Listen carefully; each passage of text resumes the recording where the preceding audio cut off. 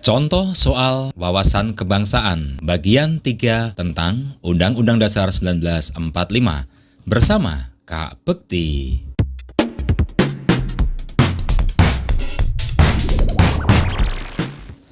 1. Di bagian mana Undang-Undang Dasar 1945 disebutkan tata cara pembentukan Mahkamah Konstitusi? A. Aturan peralihan pasal 1, B. Aturan peralihan pasal 2, atau C. Aturan peralihan pasal 3, D.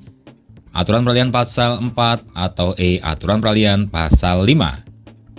Jawabannya adalah C. 2. Apa dasar hukum pembentukan Mahkamah Konstitusi? A. Undang-Undang Nomor 21 Tahun 2003, B. Undang-Undang Nomor 22 Tahun 2003, C. Undang-Undang Nomor 23 Tahun 2003, D. Undang-Undang Nomor 24 Tahun 2003, atau E. Undang-Undang Nomor 25 Tahun 2003. Jawabannya adalah D. Di bawah ini merupakan kewenangan dari Mahkamah Konstitusi kecuali A. Menguji undang-undang terhadap Undang-Undang Dasar Negara Republik Indonesia tahun 1945, B. Memutus sengketa kewenangan lembaga negara yang kewenangannya diberikan oleh Undang-Undang Dasar Negara Republik Indonesia tahun 1945, C. Memutus pembubaran partai politik, D. Memutus perselisihan tentang hasil pemilihan umum, atau E. Memutus sengketa peradilan pidana dan perdata. Jawaban yang tepat adalah E. 4. Yang dimaksud dengan alat bukti dalam Undang-Undang Nomor 24 Tahun 2003 adalah A. Surat atau tulisan, B. Keterangan saksi, C. Keterangan ahli, D. Semuanya benar, atau E. Semuanya salah. Jawabannya adalah D. 5. Macam dan harga mata uang ditetapkan dalam Undang-Undang Dasar 1945 pasal A. 23A, B. 23B, C. 23C, D. 23D, atau E. 22A. Jawabannya adalah B. 6. Menurut pasal 1 Undang-Undang Dasar 1945, amandemen MPR tidak lagi melakukan sepenuhnya kedaulatan rakyat karena A. Kedaulatan berada di tangan rakyat, B. Kedaulatan sepenuhnya dilakukan melalui pilpres langsung, C. Kedaulatan berada di tangan legislatif dan presiden atau wapres yang dilakukan melalui mekanisme pemilihan langsung, D. Kedaulatan berada di tangan Mahkamah Konstitusi, atau E. Kedaulatan dilaksanakan oleh Presiden sebagai mandataris MPR. Jawaban yang benar adalah A. 7. Berapa kali Undang-Undang Dasar 1945 diamandemen? A. 1 kali, B. 2 kali, C. 3 kali, D. 4 kali, atau E. 5 kali.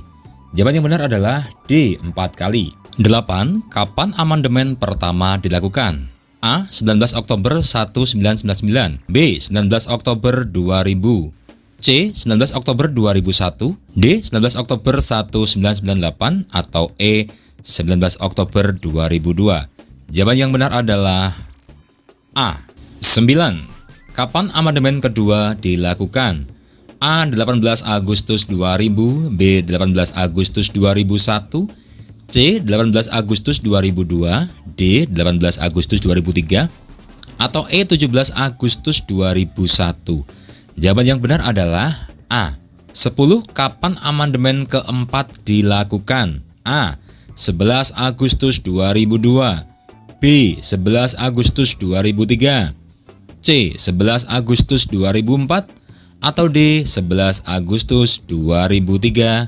E. Semua jawaban salah. Jawaban yang tepat adalah A. 11. Berdasarkan Undang-Undang Dasar 1945 yang memegang kekuasaan eksekutif adalah A. Presiden, B. Mahkamah Agung, C. Presiden dan para menteri kabinet, D. Dewan Perwakilan Rakyat, E. Majelis Permusyawaratan Rakyat. Jawaban yang benar adalah A. 12.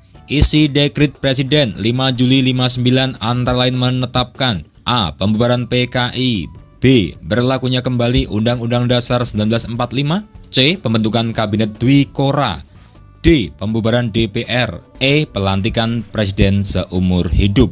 Jawabannya adalah B. 13. Setiap warga negara berhak mendapat pendidikan. Hal ini tercantum dalam Undang-Undang Dasar 1945 pasal A31 ayat 1, B31 ayat 2, C31 ayat 3, D31 ayat 4, atau E22 ayat 1. Jawaban yang benar adalah A. 14. Menurut Undang-Undang Dasar 1945 Amandemen, pemerintahan daerah provinsi, daerah kabupaten, dan kota memiliki Dewan Perwakilan Rakyat Daerah yang anggota-anggotanya dipilih melalui A. Pemilu, B. Pemilihan oleh DPRD, C. Pemilihan oleh partai politik, D. Tidak ada jawaban yang benar, atau E. Instruksi Presiden. Jawabannya adalah A. Pemilu. 15. Gubernur, bupati, dan wali kota masing-masing adalah kepala pemerintahan daerah provinsi, kabupaten, dan kota yang dipilih melalui A. Mekanisme demokratis, B. Pemilihan langsung, C. Pemilihan oleh parpol mayoritas, D. Instruksi presiden, atau E. Tidak ada jawaban yang benar. Jawabannya adalah A. 16. Setiap warga negara wajib mengikuti pendidikan dasar dan pemerintah wajib membiayainya. Hal ini tercantum dalam Undang-Undang Dasar 1945 pasal A31 ayat 1, B31 ayat 2, C31 ayat 3, D31 ayat 4, atau E32 ayat 3. Jawaban yang benar adalah B. 17. Bunyi pasal 32 ayat 1 mengenai kebudayaan nasional Indonesia adalah A. Setiap warga negara berhak mendapatkan pengetahuan kebudayaan Indonesia. B. Negara Indonesia dilandasi oleh beragam budaya.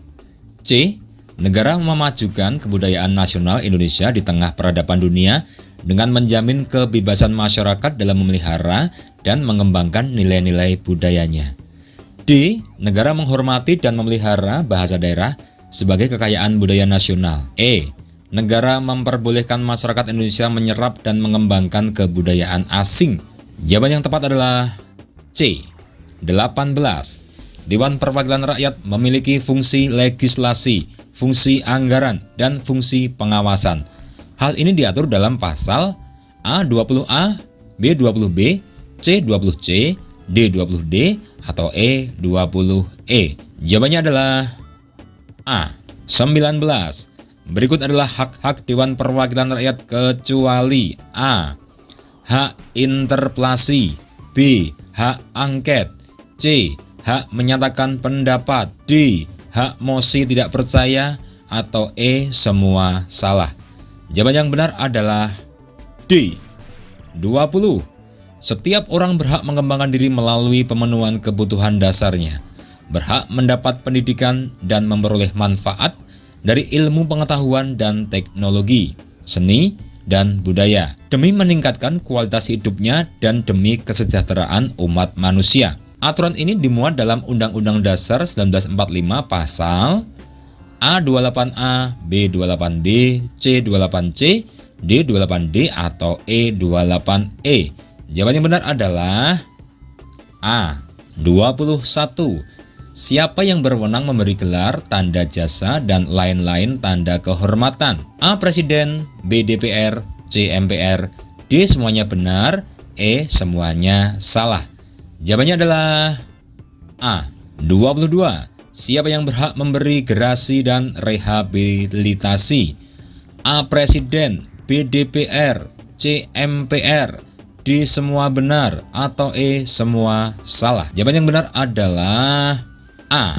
23.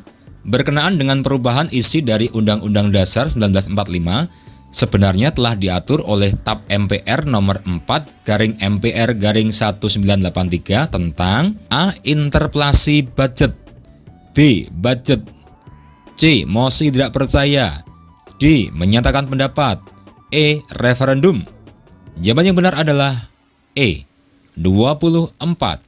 Referendum adalah A. Kegiatan untuk meminta pendapat rakyat secara langsung yang menyatakan setuju atau tidak setuju terhadap kehendak MPR untuk mengubah Undang-Undang Dasar 1945. B. Kegiatan untuk meminta pendapat rakyat secara langsung yang menyatakan setuju atau tidak setuju untuk menyatakan perang. C. kegiatan untuk meminta pendapat rakyat secara langsung yang menyatakan setuju atau tidak setuju untuk meminjam bantuan ekonomi. D. Setuju atau tidak setuju untuk menyatakan keadaan darurat. Atau E. Semuanya benar. Jawabannya adalah A. 25. Pada waktu Indonesia membentuk RIS, Undang-Undang Dasar 1945, A. Tidak berlaku sama sekali di Indonesia. B. Hanya berlaku beberapa pasal. C. Masih berlaku di wilayah Jakarta. D. Masih berlaku di seluruh Indonesia. Atau E. Masih berlaku di wilayah RI yang merupakan bagian dari RIS. Jawaban yang benar adalah E. Nah teman-teman, demikian video dari Kak Bekti tentang contoh soal wawasan Nusantara tentang Undang-Undang Dasar 1945. Nantikan video Kak Bekti selanjutnya. Terima kasih.